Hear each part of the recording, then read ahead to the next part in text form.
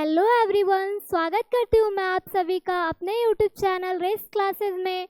तो आज हम लोग क्लास 8 के बायोलॉजी का नेक्स्ट चैप्टर के बारे में पढ़ेंगे, यानी कि जंतुओं में या फिर जीवों में जनन। ठीक है,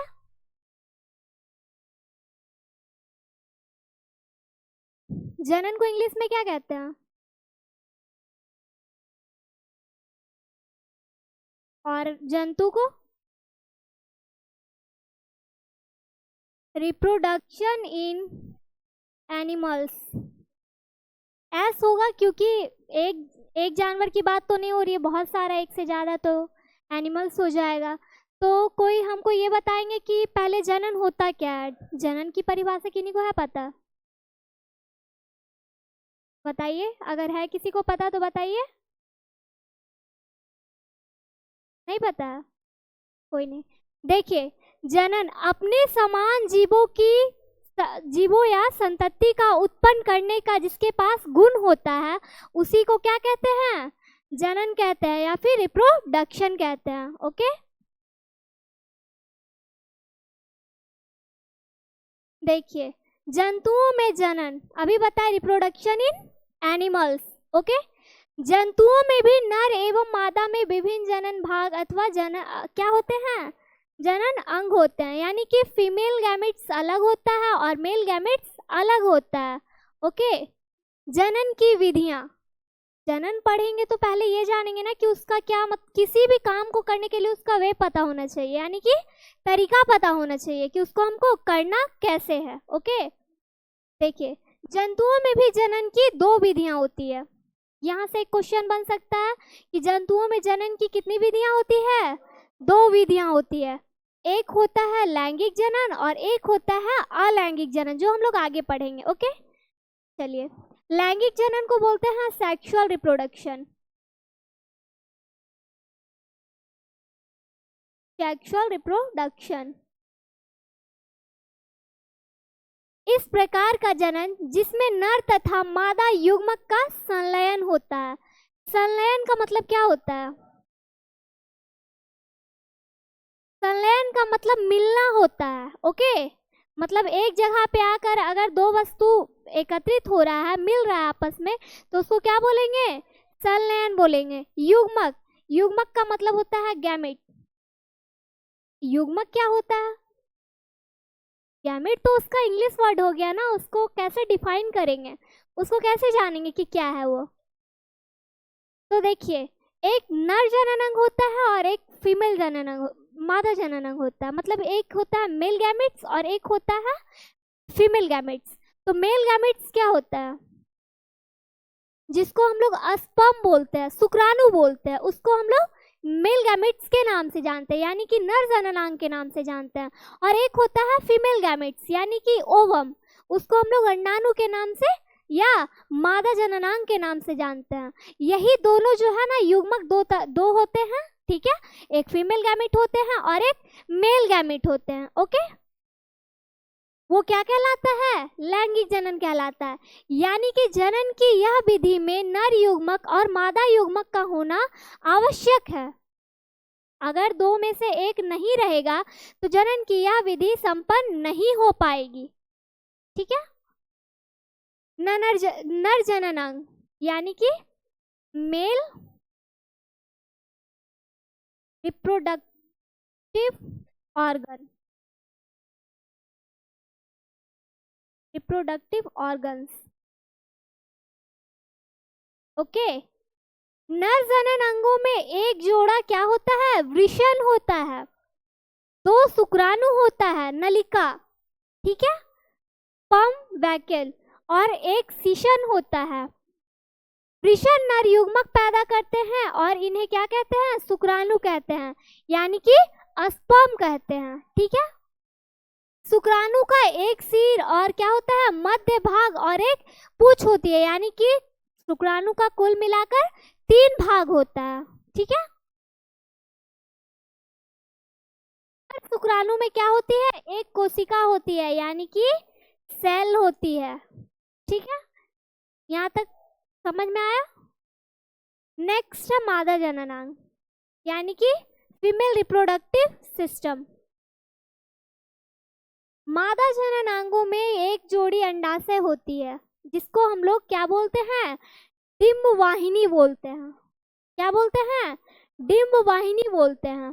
तथा क्या होता है, गर्भाशय होता है जहाँ पे एक नवजात शिशु का विकास होता है। ठीक है, अंडाशय मादा युग्मक उत्पन्न करते हैं। क्या करते हैं, फीमेल गैमेट्स को उत्पन्न करते हैं, रिलीज करते हैं, जिसे क्या कहते हैं, अंडाणु कहते हैं, यानी कि ओवम कहते हैं। उसी को हम लोग दूसरे नाम से डिंब के नाम से जानते हैं। ठीक है, गर्भाशय वह भाग है जहां शिशु का क्या होता है, विकास। ऐसा तो नहीं कि पैदा होके एक ही बार जमीन पे खड़ा हो जाता है बच्चा, ऐसा नहीं होता है ना। 9 महीने तक माँ के गर्भ में शिशु का विकास होता है, स्टेप बाय स्टेप। पहले हृदय का विकास होता है, फिर धीरे धीरे पैर, हाथ, जो भी एक संपूर्ण अंग बनके शरीर का निर्माण होता है, तब जाके 9वें महीने में गर्भ से शिशु का उत्पन्न होता है। ठीक है, निषेचन। निषेचन क्या होता है, किसी को पता? फर्टिलाइजेशन। फर्टिलाइजेशन देखिए, निषेचन अभी हम बताए थे कि एक नर युग्मक होता है और एक मादा युग्मक होता है। नर युग्मक का इंग्लिश क्या बताए थे, बताइए? Male gametes. क्या बताए थे, मेल गैमेट्स। और मादा युग्मक का फीमेल गैमेट्स। ठीक है, अभी बताए थे वो उसका डिफाइन क्या किए थे, वो क्या होता है, जो दोनों होता है वो क्या रहता है, वो तो उसका पार्ट हो गया ना, सही ऑर्गन हो गया ना, वो दोनों होता है। अभी बताए थे ना, युग्मक दो होते हैं, एक फीमेल गैमेट्स होते हैं और एक मेल गैमेट्स होते हैं। जब वही फीमेल गैमेट्स और मेल गैमेट्स का एक स्थान पर मिलन होता है, ठीक है, तो उसी को हम लोग क्या कहते हैं, फर्टिलाइजेशन कहते हैं, यानी कि निषेचन कहते हैं। जब मादा युग्मक और नर युग्मक, देखिए डिफाइन पढ़ते हैं, जनन प्रक्रम का पहला चरण शुक्राणु और अंडाणु का संलयन। संलयन का मतलब अभी बताएं, क्या, मिलना, उसी को हम लोग निषेचन नहीं, संलयन नहीं, निषेचन कहेंगे। क्या कहेंगे, निषेचन, यानी कि फर्टिलाइजेशन बोलेंगे। ओके, चलिए देखिए, ये है हमारा ओवम, सॉरी,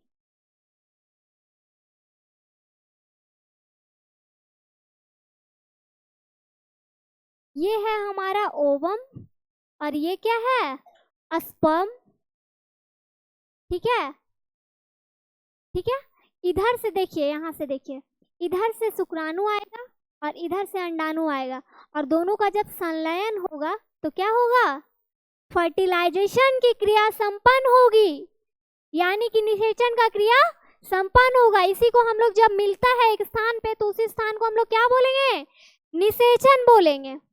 ठीक है, चलिए नेक्स्ट है युग्मनज। अभी इससे पहले क्या पढ़े थे, युग्मक। क्या पढ़े थे, युग्मक। और यहाँ क्या पढ़ना है, युग्मनज। उसका इंग्लिश वर्ड क्या था, गैमेट्स। क्या था, गैमेट्स। और इसको हम लोग क्या बोलेंगे, है किसी को पता? इसको हम लोग जायगोट बोलेंगे। क्या बोलेंगे, जायगोट बोलेंगे।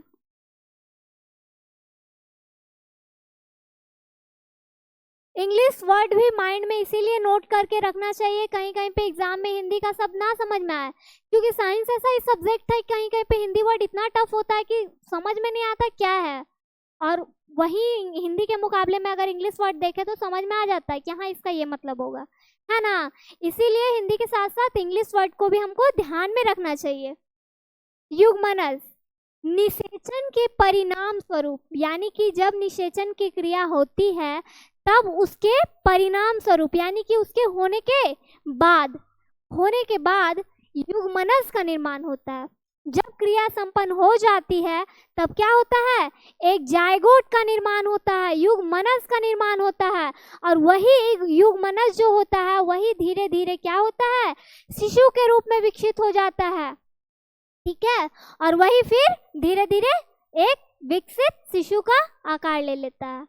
ठीक है, निषेचन के प्रक्रम में स्त्री यानी कि माँ के अंडाणु और नर यानी कि पिता के शुक्राणु का संयोजन होता है। ये चीज अभी पहले भी हम आप लोग को बताएं कि निषेचन की क्रिया में अंडाणु और शुक्राणु का क्या होता है, संलयन होता है।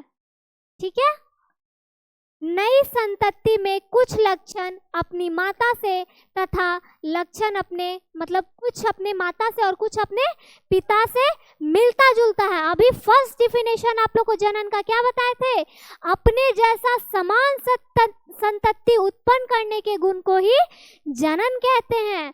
तो यही यहाँ पे इससे यही मतलब पता चल रहा है कि कुछ लक्षण जो है माता के जैसा समान होगा और कुछ लक्षण जो है पिता के जैसा समान होगा। ठीक है, उसी से हम लोग पता कर सकते हैं कि देख के पता चल जाता है ना कि हाँ ये उनका बच्चा है। कोई ना कोई तरीका होता है पहचानने का, या तो उनके उनसे फेस रिलेटेड होता है या तो उनका कोई वैसा काम होता है जैसा उनमें भी ढल जाता है। ठीक है, चलिए, पिता से क्या होते हैं, वंशानुगत होते हैं। वंशानुगत मतलब अपने ही पूर्वजों के जैसा समान लक्षण। आंतरिक निषेचन और बाह्य निषेचन। निषेचन पढ़े अभी, ठीक है। अब निषेचन के दो प्रकार होते हैं, एक होते हैं बाह्य निषेचन और एक होते हैं आंतरिक निषेचन। आंतरिक निषेचन को हम लोग बोलते हैं इंटरनल फर्टिलाइजेशन। इंटरनल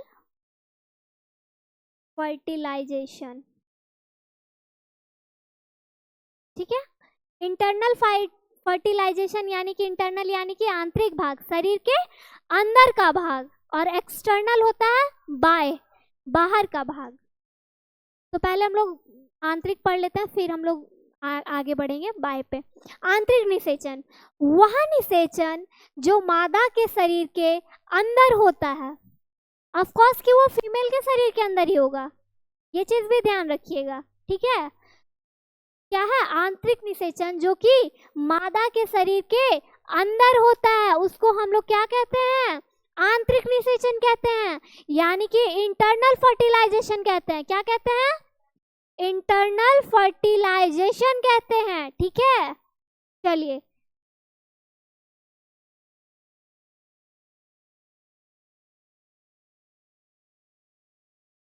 अब देखिए नेक्स्ट, एक है बाह्य निषेचन। अच्छा एक मिनट, आंतरिक निषेचन अभी हम लोग पढ़ लिए, अब आंतरिक निषेचन होता किसमें है, मादा, उसका एग्जाम्पल के थ्रू बताइए कि मादा में तो ठीक है, देखते हैं कि इंसानों की तरह गाय बकरी ये सब में भी क्या होता है, रिप्रोडक्शन की जो क्रिया है, एक्टिविटी है, वो भी सेम प्रोसेस से ही होता है। गाय की भी बच्चा 9 महीने में ही पैदा होती है ना। तो ज्यादातर माँ से रिलेटेड का हम लोग कनेक्शन गाय से कर सकते हैं कि वो भी एक क्या है, माँ के जैसी ही माँ है। गाय का बच्चा गाय ही पैदा होता है, ऐसा तो नहीं कि गाय का बच्चा बकरी पैदा हो जाएगा, ऐसा नहीं ना होगा जी, नहीं ना होगा। क्यों नहीं होगा बताइए, अभी बताए थे फर्स्ट पॉइंट में, क्यों नहीं होगा। हाँ वेरी गुड, क्योंकि उसके लक्षण समान पाए जाएंगे, है ना, समान संतति को उत्पन्न करेंगे। ठीक है, समान संतति को उत्पन्न करने वाले को ही हम लोग क्या कहते हैं, जनन कहते हैं। तो जनन होगा तो समान संतति ही उत्पन्न होगा, तो ऑफ कोर्स गाय की बच्चा गाय ही पैदा होगी, बकरी नहीं होगी। ठीक है, चलिए, मनुष्य हो गए, गाय हो गए, कुत्ते हो गए, मुर्गी हो गई, और जरूरी नहीं कि यहाँ पे जितने नेम नोट है उतने में ही ऐसा होता है, और भी है बहुत सारा, मैंने बस समझाने के लिए यहाँ पे नोट किया। मुर्गी और इत्यादि में क्या होते हैं, अनेक जंतुओं में आंतरिक निषेचन होता है, यानी कि इंटरनल फर्टिलाइजेशन होता है। ओके, चलिए अब आते हैं नेक्स्ट पॉइंट पे, बाह्य निषेचन यानी कि external fertilization. External fertilization, okay. देखिए अभी आंतरिक निषेचन में क्या बताए थे, आवाज थोड़ा, फर्टिलाइजेशन, बट वो तो उसका मीनिंग है ना, डिफाइन पूछे, जो मादा के शरीर के अंदर होता है, उसी को हम लोग आंतरिक निषेचन कहते हैं। अब बात आई है बाह्य निषेचन की। तो बाह्य निषेचन में देखेंगे कि जिसमें नर एवं मादा युग्मक का क्या होता है, संलयन मादा के शरीर के बाहर होता है, और यहाँ पे क्या था, अंदर होता है। चलिए, यही बस दोनों में डिफरेंस है। आंतरिक है तो ऑफ कोर्स अंदर होगा, बाह्य है तो बाहर होगा। इसमें तो कुछ याद करने की रखने की जरूरत है नहीं। जैसे इसका एग्जाम्पल, ये मछली में पाया जाता है। देखिए कैसे मछली जो है अंडों को जन्म देती है, फिर वो पानी में छोड़ देती है, ठीक है। अब वो फिर मेल मछली से फर्टिलाइज हो जाती है, ठीक है। उसके बाद वो फिर नए मछली को या फिर अंडे को उत्पन्न कर देती है, ठीक है। स्टारफिश, स्टारफिश जानते हैं, ऐसा रहता है ना, स्टारफिश। इसमें भी क्या होता है, आंतरिक या बाह्य निषेचन, बाह्य निषेचन होता है। इसमें भी सेम प्रोसेस है कि इसका जो है ना एक पार्ट ऐसे खंडन हो जाता है, टूट जाता है, और उसी से फिर नए जीवों की उत्पत्ति हो जाती है, उत्पन्न हो जाती है, ठीक है। चल, मेढक में भी बाह्य निषेचन और आंतरिक निषेचन दोनों होता है। ऐसा भी पूछ सकता है कि दोनों प्रकार के निषेचन किसमें पाया जाता है, तो मेढक में पाया जाता है। चलिए, नेक्स्ट है भ्रूण का परिवर्धन। क्या है, भ्रूण का परिवर्धन, यानी कि किस प्रकार से एक बेबी का इंस्टेंट का क्या होता है, विकास होता है, परिवर्धन विकास होता है। निषेचन के परिणाम स्वरूप युग्मनज बनता है। यह भी बताए थे कि निषेचन होने के बाद क्या होता है, जायगोट का निर्माण होता है, ठीक है। और विकसित होकर वो क्या होते हैं, भ्रूण में परिवर्धित होता है, यानी कि एक्सचेंज हो जाता है। जायगोट अभी बताए थे ना कि जब जायगोट बनता है तो जायगोट ही धीरे धीरे क्या होता है, शिशु का रूप ले लेता है, फिर वो विकसित होने लगता है ना। चलिए, गर्भाशय में भ्रूण का निरंतर विकास होता रहता है। अभी बताए थे स्टार्ट में कि ऐसा नहीं कि बच्चा एक ही बार बड़ा हो जाता है, खड़ा हो जाता है, ऐसा नहीं ना होता है। धीरे धीरे स्टेप बाय स्टेप उसका क्या होता है, निरंतर विकास होते रहता है, होते रहता है। फर्स्ट मंथ में कुछ जैसे हृदय का विकास हुआ, सेकेंड मंथ में कुछ और होगा, फिर थर्ड मंथ में होगा। ऐसे ही 9 महीने तक कुछ ना कुछ उसमें विकसित का चरण, विकास का चरण होते रहता है, और फिर 9वें महीने में वो अच्छे से कंप्लीटली क्या होता है, बन के तैयार हो जाता है। जब गर्भ का विकास पूरा हो जाता है तो माँ क्या करती है, नवजात शिशु को जन्म देती है। अभी बताए थे कि 9 महीने में जब बच्चा उसको नहीं बोल सकते हैं, ठीक है ना। जब तक बच्चा गर्भ के अंदर है तब तक उसको क्या बोलेंगे, शिशु, शिशु बोलेंगे, नवजात शिशु बोलेंगे। जब वो गर्भ के बाहर आ जाता है तभी उसको बालक, बच्चा जो भी कहें, ऐसे गर्भ के अंदर जब तक है तब तक उसको हम लोग शिशु कहेंगे। नवजात मतलब छोटा सा, जैसे कोई मेढक का बच्चा हुआ तो बोलता है ना अभी नवजात शिशु है, मतलब इसको अभी कुछ ज्ञान नहीं है, ठीक है। अब वो छोटा ऑफ कोर्स है, अभी पैदा हुआ तो उसको क्या ज्ञान रहेगा। आंतरिक निषेचन में युग्मनज लगातार अंडवाहिनी के नीचे क्या होता है, बढ़ने लगता है, जिससे अंडे पर कठोर परत चढ़ जाती है, यानी कि एक लेयर बन जाता है ओवम के ऊपर, अंडे के ऊपर, ठीक है।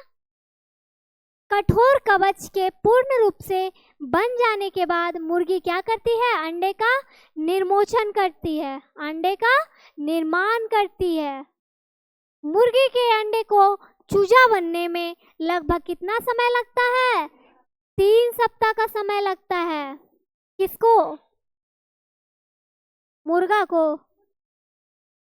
मुर्गी के अंडे को चूजा बनने में कुल कितना लगता है टाइम, 3 सप्ताह का समय लगता है।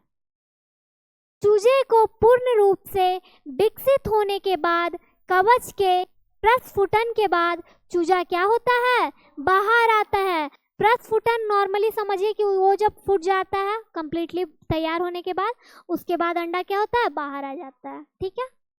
चलिए, नेक्स्ट है वह जंतु जो सीधे ही शिशु को जन्म देते हैं वो क्या कहलाते हैं? जरायुज जंतु कहलाते हैं। क्या कहलाते हैं? जरायुज जंतु कहलाते हैं। एक होता है अंडयूज, ठीक है। वे जंतु जो अंडे देते हैं उसको अंडयूज या अंड प्रजक जंतु कहते हैं। जो शिशु को जन्म देते हैं, ये भी रिलेटेड है। देखिए अंडे वाले तो अंडे से रिलेटेड है, अंड प्रजक कहलाएंगे जो अंडे को जन्म देंगे, ठीक है। जो जीव जो अंडे को जन्म देंगे, ठीक है, उनको क्या कहेंगे? अंड प्रजक कहेंगे। और जो शिशु को पैदा करेंगे, जो शिशु को जन्म देंगे, उनको जरायुज कहेंगे, ठीक है।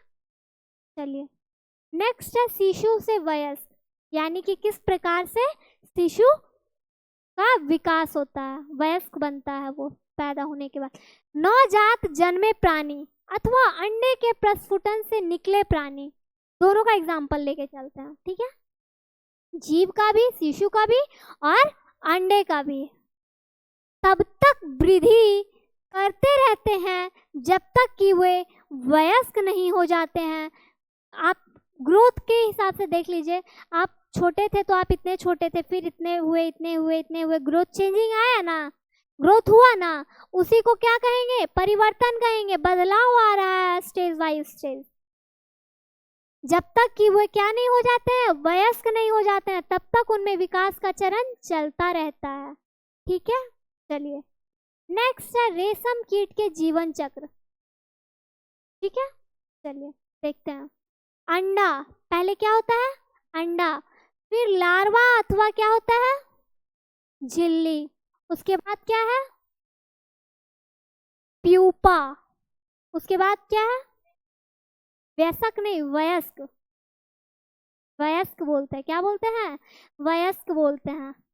तो देखिए पहले क्या होता है, किसी भी जीव में पहले अंडे का निर्माण होता है और अंडा फिर क्या होते हैं? झिल्ली के रूप में होते हैं। उसके बाद फिर प्यूपा के स्टेज में आते हैं, फिर वे कंप्लीटली वयस्क मनुष्य के रूप में हो जाते हैं, ओके।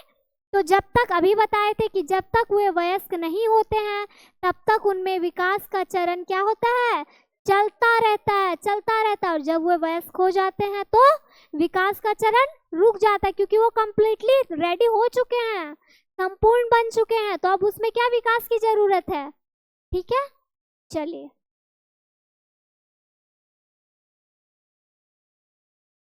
यही देखिए है, क्या है ये? रेशम कीट का विकसित चरण, मतलब किस तरह से उसमें परिवर्तन आता है, ओके। चलिए देखिए फर्स्ट स्टेप बाय स्टेप दिया हुआ है। चरण को इंग्लिश में क्या बोलते हैं? स्टेप, ठीक है। तो स्टेप बाय स्टेप दिया हुआ है। चक्र तब शुरू होता है जब मादा रेशम कीट क्या देती है? अंडे देती है। अंडे देने के बाद क्या होता है? विकास का चरण शुरू हो जाता है, धीरे धीरे विकसित होने लगता है। चरण 2 यानी कि स्टेप 2, लार्वा के कैटरपिलर को शाइलोकोट के अंडों से क्या किया जाता है? निकाला जाता है और वे शहतूत के पत्तों को खिलाते हैं और लगभग क्या करते हैं? 30 दिनों तक इन पत्तियों की एक बड़ी मात्रा का सेवन करते हैं, ठीक है। चलिए नेक्स्ट पॉइंट है, नेक्स्ट स्टेप। रेशम का कीड़ा जो होता है एक सुरक्षात्मक कोकून को अपने चारों ओर घुमाता है और यह एक छोटी कपास की गेंद के आकार का होता है और यह रेशम के एक ही धागे से बना होता है, ठीक है। चलिए नेक्स्ट स्टेप 4।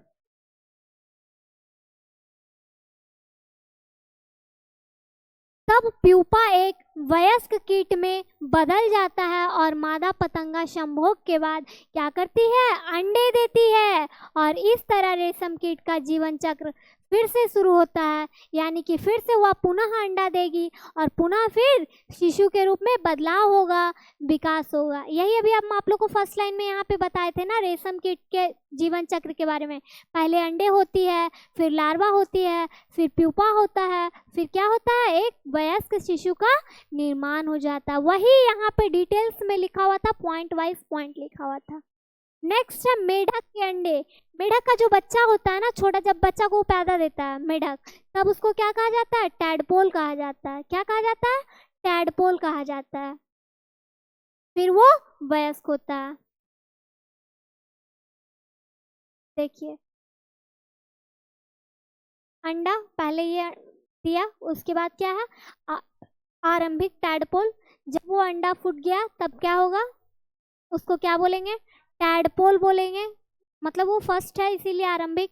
उसके बाद फिर वो इस टाइप से होता है, अभी पता चल रहा है कि मेढक है कि छिपकली है। उसके बाद फिर वो क्या होता है, इसके बाद पुनः वो क्या होता है, वयस्क मेढक, यानी कि संपूर्ण वो कंप्लीटली रूप से अच्छे से मेढक का निर्माण हो चुका है। चलिए मेढक का जीवन चक्र। मेढक का जीवन चक्र जो होता है निम्न चरणों में पूरा होता है। पहला होता है उसका अंडप्रावस्था, जब वो अंडे को जन्म देती है। ठीक है, यही देखिए इसी टाइप का ये क्या है, मेढक जो अंडे को क्या करती है, जन्म देती है। जेली टाइप का लग रहा है ना देखने में, ये क्या है, मेढक का अंडा।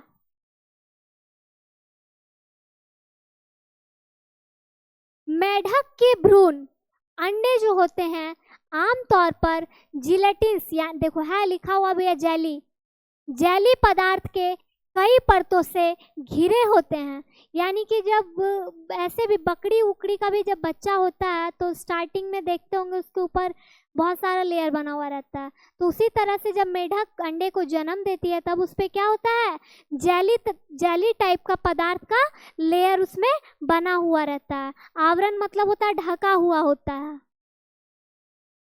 भ्रूण इसी आवरण के अंदर विकसित होते हैं और इस अवस्था का अवधि काल भिन्न प्रजातियों में भिन्न होता है। यानी कि अलग अलग प्रजातियों में अलग अलग टाइम होता है। जैसे कि कुछ मेढक ऐसे हैं, जैसे कि मान लो कि 2 दिन में विकसित होगा, कोई मेढक है कि जिसमें 4 दिन लग सकता है। सबकी अलग अलग टाइम है विकसित होने की। इसी अवस्था में अंडे जो हैं विभिन्न प्रकार के आपदा, जैसे बाढ़ हो गया, मौसम हो गया, मौसम में परिवर्तन हो गया, या फिर बीमारी हो गया, शिकारी हो गया, या फिर परभक्षियों के कारण क्या होते हैं, नष्ट हो जाते हैं। बाकी बचे हुए अंडे क्या होता है, विकसित हो जाते हैं। देखिए क्या होता है कि बाढ़ आ गया, तो बाढ़ आ जाएगा तो अंडा तो ऑलरेडी अभी बेचारा जन्म ही लिया है, छोटा ही है, तो बाढ़ में वो दह जाएगा, शिकारी उसको खा जाएंगे। परभक्षी यानी कि दूसरा पक्षी जो होगा वो उसको खा जाएगा। और क्या है, बीमारी, कुछ कुछ है बीमारी से ही जन्म लेते ही बीमारी होने के बाद वो क्या होता है, मर जाते हैं, तो उनका क्या होगा, नष्ट हो जाएगा। और बचे हुए अंडे का क्या हो जाएगा, विकास हो जाएगा, फिर वो वयस्क हो जाएंगे। देखिए इसी टाइप से ये कैसा लग रहा है देखने में, जो बारिश के मौसम में छोटा छोटा कीड़ा चलता है उसी टाइप का लग रहा है ना देखने में। विकसित हो जाते हैं और दूसरे चरण में प्रवेश करते हैं और भिन्न प्रजातियों के मेढक के अंडे की आकृति क्या होती है, आकृति तथा रंग भिन्न भिन्न होते हैं। यानी कि मेढक का शेप जो होता है, क्या मेढक का जो अंडा जो देता है ना, जब उसका फर्स्ट स्टेज है ये, जब वो अंडे को जन्म देता है और अंडे फूटने के बाद जब अंदर से बाहर निकलती है, तो फिर इसी को टैडपोल बोलते हैं। क्या बोलते हैं, टैडपोल बोलते हैं। उसके बाद ये फिर क्या होता है, धीरे धीरे विकास होने के बाद मेढक का रूप ले लेता है। ठीक है, चलिए देखिए ये बता रहे थे कि भिन्न भिन्न मेढक में अलग अलग, जैसे कि सारा मेढक एक जैसा नहीं दिखता है, थोड़ा थोड़ा आकृति अलग होता है। एक भूरे रंग का मेढक होता है तो कोई हल्का ग्रीन कलर का होता है ना, तो कलर और शेप में चेंज होता है अलग अलग तरह के मेढक में। ये इसका टैडपोल, ये इसका सेकंड स्टेज है जो कि टैडपोल बोला जाता है जिसको। यह मेढक के जीवन काल का दूसरा चरण है, क्या है, सेकंड स्टेप है। अंडे से निकलने का पश्चात लार्वा को क्या कहा जाता है, टैडपोल कहा जाता है। लार्वा अंडे से निकलते ही उसे जिलेटिन से बने आवरण यानी कि जेली जैसा एक आवरण जो बना हुआ होता है, उससे बने हुए आवरण को क्या करते हैं, खा जाते हैं। कौन खा जाते हैं, लार्वा उसको क्या करते हैं, खा जाते हैं। और इसका शरीर आमतौर पर अंडाकार तथा लंबवत पूंछ युक्त होता है और मेढक क्या होता है, टेडपोल अवस्था में पूर्ण रूप से जलीय जीव होते हैं, यानी कि जल में रहते हैं। मेढक ऐसा है ना कि वो जल में भी रह सकता है, स्थल में भी रह सकता है। दोनों को डिफरेंस लेके चलते हैं तो देखो, मछली को अगर पानी से बाहर निकालेंगे तो वो नहीं रह पाएगी, लेकिन मेढक ऐसा है कि उसको पानी में भी डालेंगे तो वो रह लेगी और उसको जमीन पे भी रखेंगे तो वो रह लेगी। उसमें दोनों का क्या, हाँ, तो दोनों का उसमें गुण सम्मिलित होता है। टेडपोल में सांस लेने के लिए गिल्स होना चाहिए, मतलब जैसे हम लोग क्या चीज से सांस लेते हैं, कोई है जो नाक के सिवाय कुछ और से भी लेता है, मुंह से भी लेता है, लेकिन एक प्रमुख अंग क्या है, क्या है, नाक है। मुंह से लेते हैं, नाक से छोड़ते भी हैं, लेकिन प्रमुख अंग जब बोलेगा कि मानव का, मनुष्य का श्वसन अंग क्या है, तो क्या हो जाएगा, नाक हो जाएगा। उसी तरह से मेढक हो गया, मछली हो गया, इन सब का श्वसन अंग क्या है, गिल्स है। क्या है, गिल्स है। पहले आंतरिक गलफड़े तथा बाद में बाह्य गलफड़े तथा मछली के समान तैरने के लिए लंबवत पूंछ तथा पंख, पंख को इंग्लिश वर्ड में क्या बोलते हैं, फिन, पाए जाते हैं। ठीक है, चलिए। टेडपोल जो है आमतौर पर शाकाहारी ही होते हैं। मेढक को अंडा देके ट्राई कर लेना, पता चल जाएगा वो शाकाहारी है या मांसाहारी है। ठीक है, शाकाहारी होते हैं, ठीक है, याद रखिएगा।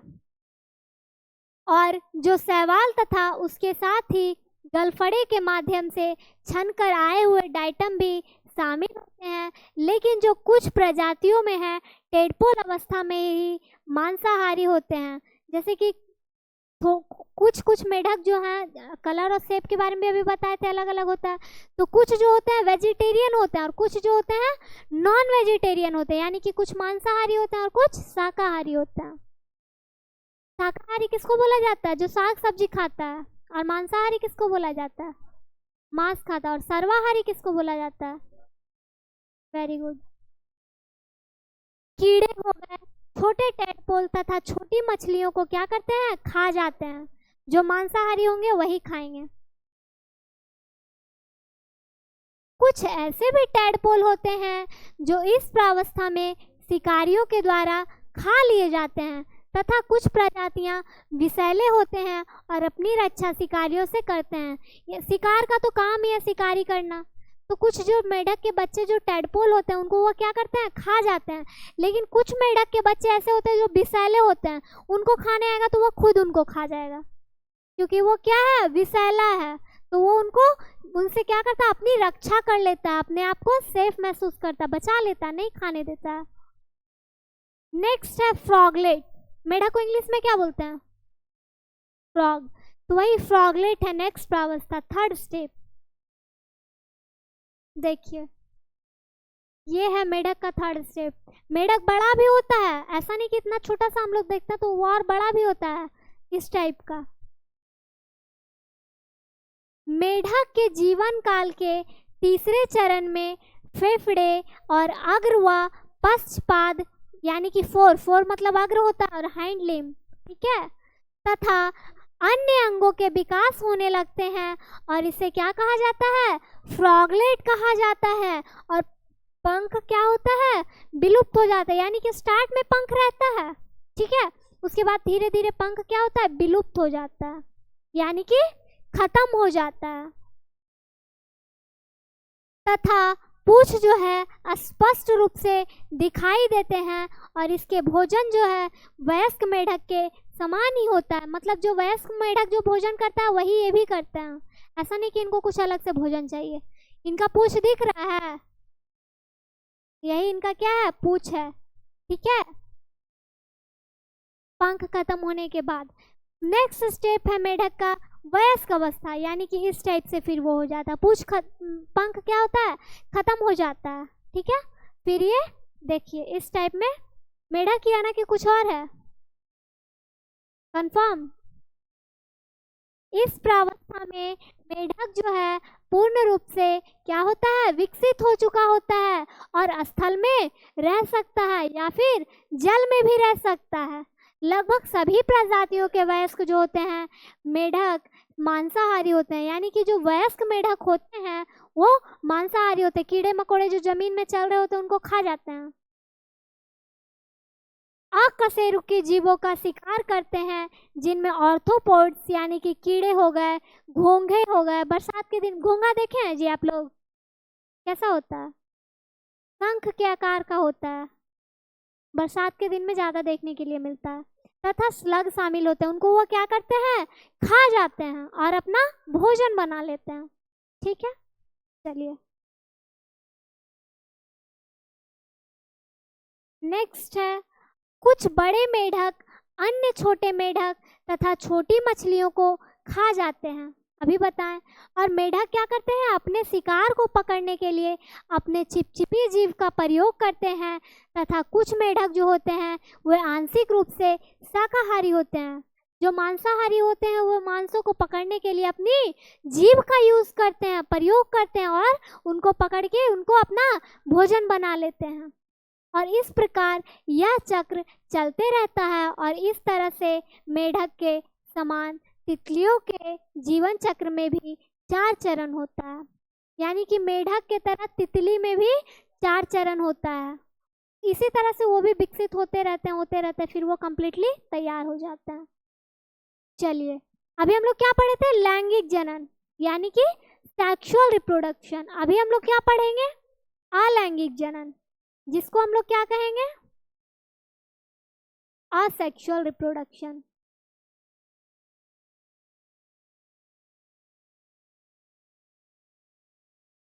Asexual reproduction. हमको कोई बताइए लैंगिक जनन का डिफिनेशन।